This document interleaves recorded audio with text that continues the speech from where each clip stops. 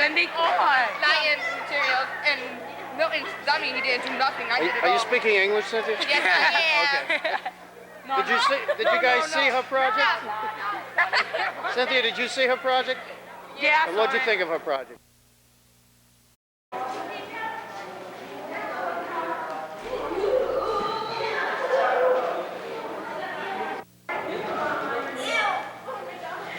To see how long a light bulb would last without any of the gases that are inside the bulb. And how long did it last?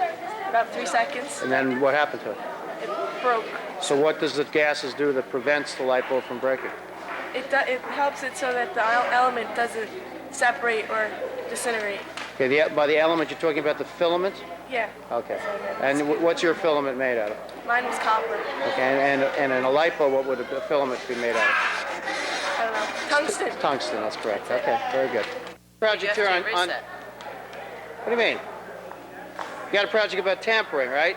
Yes. All right, so what can you tell us about this project here now? Okay, what I did is I took different types of containers with different safety seals on it, and I saw which ones I could break into and which ones were the easiest. And I just tested to see if I could get it open and reseal it without it being noticed. And did you? Yep, I opened all of them except for the type that have the plastic melted around the top. So that was the most effective then? Yes. So if you were going to recommend a way of tamper-proofing something, you would do it that way? Yeah. Okay, and all the others you were able to break into? Yep. So the next outbreak of whatever happens will be coming to you, Brian. Project about fingerprints and lifting fingerprints. Okay, Yes. so Laura, what did you find out? I tested different surfaces to see which one you can lift it from. And So what do you mean by lifted? like if somebody leaves a fingerprint, you can lift it up and transfer it to someplace else. You mean to test it? As Yeah. opposed to cleaning it up? Right. Okay, all right, I don't know. and what surfaces cannot be lifted? Like vinyl, but not all vinyl, just the porous vinyl. Yeah. Because like some vinyl is very smooth and you can get it from that. So how do you lift it to begin with? What you have to do is you put it on a surface, and then you have this powder, and you brush it on the powder, and then you just take like tape or anything like that and put it on a surface. So if you're going to commit a crime, do it on vinyl. Sure. Okay. This is a project on polarization. What is polarization? Polarization of light is when the light gets rotated as it goes through a polarizing filter. And what does it do to the light? It changes the direction that it's vibrating in the electromagnetic field. Okay. And can we tell if it's being polarized? Yes. What would we see? How would we be different? You'd see when the light went through the polarizing filter, the second filter got dark. Okay. And what did you do in the experiment? I want to see if the polarization of light, when it was sent through a sugar solution, affected the angle of rotation. And did it? Polarizers in front of the camera. Okay, can you do that? You got your polarizers? Oh, okay. So you sent the light through a sugar solution, right? And that's your polarizing filter. And what happened when the light went through the... you're going to put another one together and that's going to change it? The light can go through there. Okay, so by doing that... Okay, very good. Okay, and what did you find out with the sugar solution? That it did affect it, but it had to be a very high concentration, like 75% concentration in the solution. 75% sugar? And the sugar, that's a lot of sugar. Yeah, it's like And that would cause the light to be bent even more? Yeah, it affected the angle of rotation of it. Okay. Sounds good, Sarah. I don't know, but I didn't see the object of the game. Oh, I see. I see it. And then, see the eyes? It looked like the Rubik's Cube. You get my eyes. Oh, man, it's so frustrating. Somebody had an accident. Chrissy, so this is a project on methods of preserving cheese. And what did you find? What was the best method of preserving it? All the refrigerator ones were the best, and the one in the plastic wrap was the best because it was normal after a month. After a whole month? And did you put it in the refrigerator for the month? Yeah. Okay, did you try one outside of the refrigerator? Yeah, it was very moldy. How long did it take before it got to that point? About till the fourth day. Fourth day, okay. So the best method was wrapping it in plastic and putting it in the refrigerator. Yes. And without wrapping it in plastic and just putting it in the refrigerator, did that last as long? No. So it sounds like a pretty cheesy project. So we have mold over here then, right? Yep. Hey, looks like cafeteria food here. Can you pick out today's lunch? I think it's this one. All right, very nice project, Chris. Looks like you had a lot of work put into it. All right, so where's your project, Kim? I'm showing you. Show me your project. It's the math project. Oh, not one of these? No. She's trying to run away here. You don't have it on. Oh, of course. Scott, I want to see your project. I want you to talk about your project on video, right? Come on. No, this is not your yes. Come on. I know, you have a rusting project. Why don't you talk about it? Scott, so this is a project on oxidation, on rusting, whether it produces heat.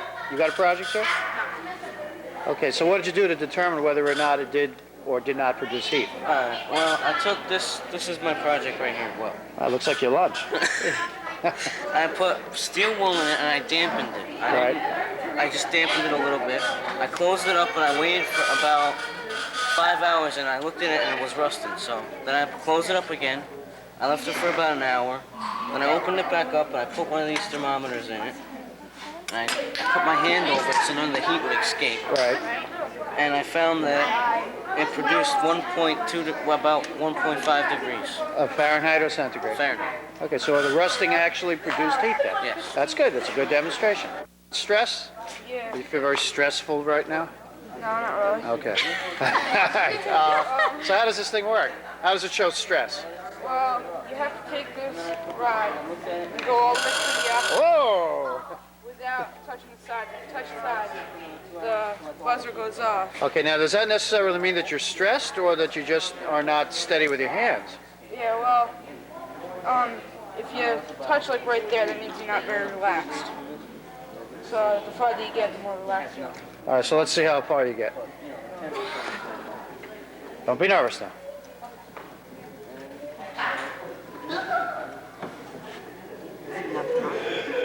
Whoa, so what does that mean now? You're going to have a stroke or what? About average, okay.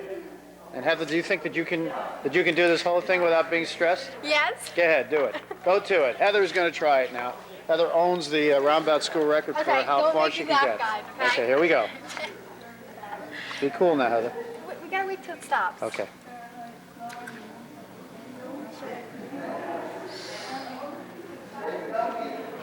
Oh, that's a major cardiac arrest taking place right now. No, that's what far is that? Well, I guess that means that the only thing that you're qualified to do is work at McDonald's. Yeah, that's it.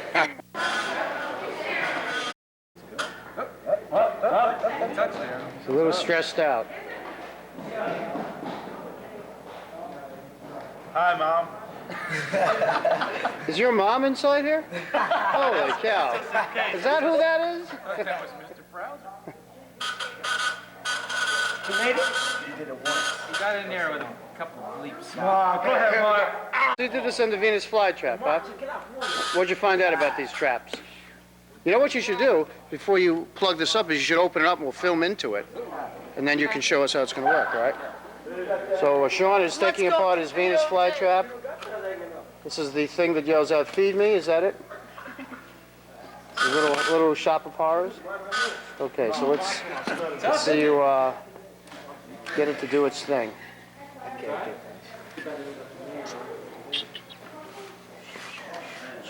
And these are insectivorous plants, right? Yep. They have any particular insect they like? I don't know, you can see Anything that flies in, huh? eating a frog right here. Eating a frog? Yeah. Well, that would be a amphibious eating plant then, instead of an insectivorous And eating then plant. there's a daddy longleg. All right, so we're going to stick that in. See if you can, like, stay to this side so the camera can see what you're going to do. And that's this one. Okay. You're touching. You gotta go back?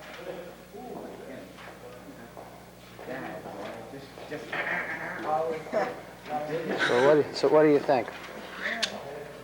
Let's try a different one. Let's try this one. Maybe they're not hungry. Maybe they've eaten. You know, this is lunch break. They could have already had lunch.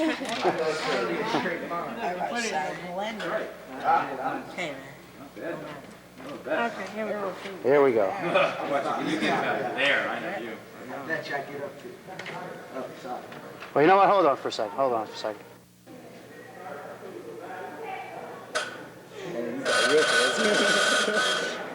These plants make a funny noise. Doesn't seem to be working. Doesn't seem to be working. The faster you can do it, the more steady you have to be.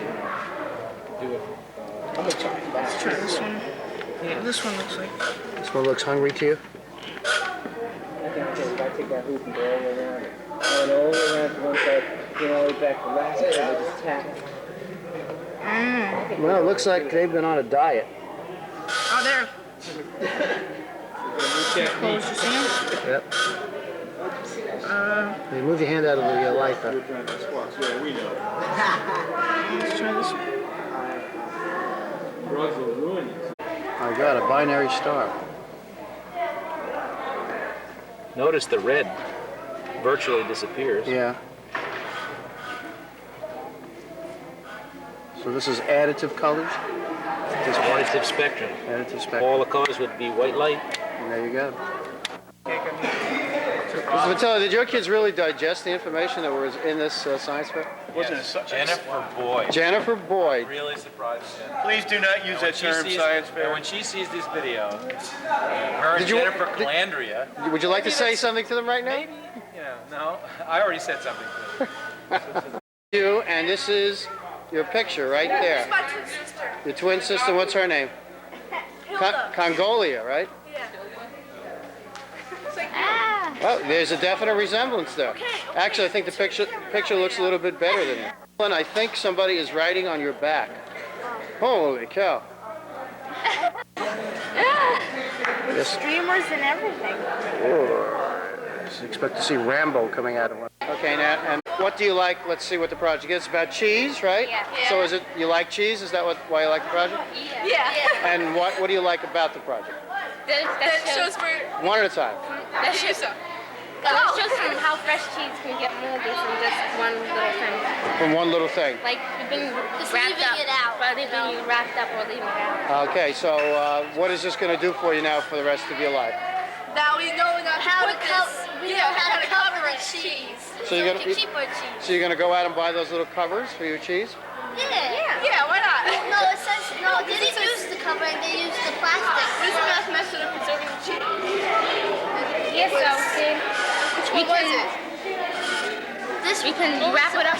See, like if we wrap it up in plastic wrap and keep it refrigerated, it will come out looking like. All right, so you've more or less learned how to preserve the food that you hold dear to you. Yes, exactly. And of course, the deer project is over there.